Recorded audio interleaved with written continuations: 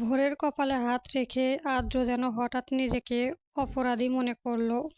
জ্বরে তাপ মেয়েটা শরীর পুড়ে যাচ্ছে, অথচ সে অতক্ষণ নির্বিকার হয়ে নিজের কাজে ডুবেছিল। ভোর ঘরের মধ্যে অস্পষ্ট স্বরে গানটা গুনগুন করছে, তুই বড় বেইমান রে বন্ধু। হাতটা সরিয়ে নিতে এগিয়ে পারল না আদ্র। বুকের ভেতরটা কেমন যেন অস্বস্তির মোচড় দিয়ে উঠল। এত কিছুর পরও মেয়েটা ওর জন্য গান গায়, যে মানুষটা ওকে দিনের পর দিন ঠকিয়েছে, অপমান করেছে, তার জন্য এই অসহায় আবেগ। আদ্র উঠে এগিয়ে দরজার দিকে তাকালো। মমতাহিনা আর নেই। ধীরে ধীরে আলমারি খুলে ভেতরে মেডিসিনগুলো বের করলো। আগে কখনো নিজের হাতে ওকে ঔষধ খাওয়ায়নি সে। আজ কেন জানি নিজেই করতে ইচ্ছে করলো। ভোরকে সামান্য তুলে বসিয়ে পানির গ্লাস ঠোঁটে ধরতেই ভোর চোখ মেলা তাকালো। ঝাপসা চোখে আদ্রাকে চোখ ক্ষীণ হাসি ফুটলো ঠোঁটে। তুমি এসেছো? আদ্র কোনো উত্তর দিল না। ঔষধটা খাওয়াতে গিয়েই ভোরের হাতটা শক্ত করে নিজের হাতের মুঠোয় ধরল সে। যেও না আজকে। এই দুটো শব্দ আদ্রার বুকের ভেতর কোথাও আঘাত করলো। সে হাত ছাড়িয়ে নিয়ে ভোরকে শুইয়ে দিল। গলার কোনো আবেগ আনতে না চেয়েও স্বরটা না নরম হয়ে গেল। ঘুমাও, কথা বলো না। ভোর আর কিছুই বলল না। চোখ বন্ধ করতেই দুফোঁটা পানি গড়িয়ে পড়ল চোখের কোণার দিয়ে। সারাটা রাত আদ্র ঘুমাতে পারল না। বরাবর চোখ চলে যাচ্ছে ভোরের দিকে। মেয়েটার নিঃশ্বাস, কপালে ভাঁজ, অস্থির ঘুম সবকিছুই যেন অদ্ভুতভাবে তার চোখে ধরা দিচ্ছিল। এই প্রথম মনে হলো ভোর শুধু প্রতিশোধের হাতিয়ার না, সে একটা মানুষ যার ভেতর গম্ভীর অনুভূতি আছে। সকালে ঘুম ভাঙলো মমতাহিনার ডাকে। ভাইয়া, ভোরের জ্বরটা কমেছে একটু, তবে এখনো দুর্বল। আদ্র শুধু মাথা নেড়ে শুনল। অফিসে যাবে কিনা?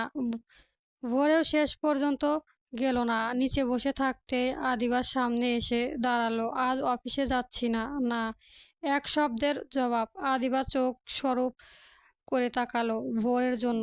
আদ্র চুপ করে থাকলো। এই নীরবতা আদিবার ভোরের রাগ আরো উস্কো দিল।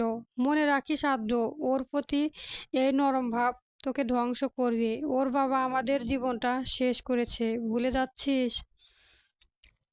আদ্র ধীরে মাথা তুলে তাকালো। ভুলিনি আম্মু। কিন্তু কি? এ অসুস্থ বলেই কি এসব মাপ? আদ্র আর কথা বাড়ায় না।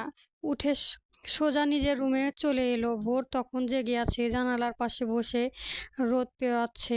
আদ্রকে দেখে অবাক হলো। আজ তুমি যাওনি? না। ভোর কিছুক্ষণ চুপ করে থেকে বলল, আম্মু কি কিছু বলেছে? এই প্রশ্ন আদ্র থমকে গেল। মেয়েটা কতটা সচেতন হয়ে এমন প্রশ্ন করে। সে মুখ ফিরিয়ে বলল, না, বিশ্রাম নাও। ভোর স্নাল হেসে বলল, মিথ্যে বলো না তুমি। আমি বুঝি। আদ্র তাকালো না। ভোর ধীরে ধীরে বলতেই থাকে, আমি জানি তোমাকে কেউ চায় না এখানে, তবুও আমি যেতে পারছি না। জানো কেন? আদ্র কোনো উত্তর দিল না। কারণ তুমি। এই একটা শব্দের ঘরটা ভারী হয়ে গেল। ভোর চোখে নামিয়ে বলল, আমি যদি তোমার কাছে বোঝা হই, বলে দিও। নিজের থেকে চলে যাব, কাউকে কষ্ট দিব না। এই কথাটা আদ্র সহ্য করতে পারল না। হঠাৎ করেই কণ্ঠটা কঠিন হয়ে উঠল। এমন নাটক করো না ভোর।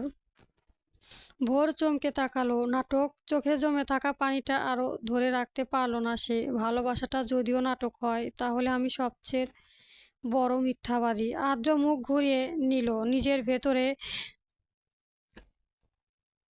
টলমলটা অবস্থা আর সামলাতে পারছে না সে। এই মেয়েটা তার পরিকল্পনার প্রতিটা হিসাব ওয়াল ওলটপালট করে দিচ্ছে।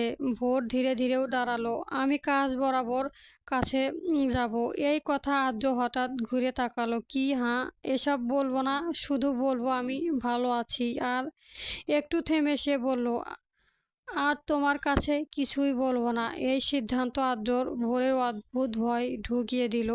কেন জানি মনে হলো ভোর যদি বাবার কাছে যায়, এই খোলাটা আর তার নিয়ন্ত্রণে থাকবে না। ভোর দরজার দিকে এগোতেই আদ্র বলল, আজ না। পরবর্তী গল্প পেতে আমার চ্যানেলটা সাবস্ক্রাইব করবেন এবং গল্পটি কেমন হয়েছে কমেন্ট বক্সে জানাবেন। ধন্যবাদ। গল্প চাপা বনে আলিশানে লুকোচুরি পর্ব ৮ চলবে।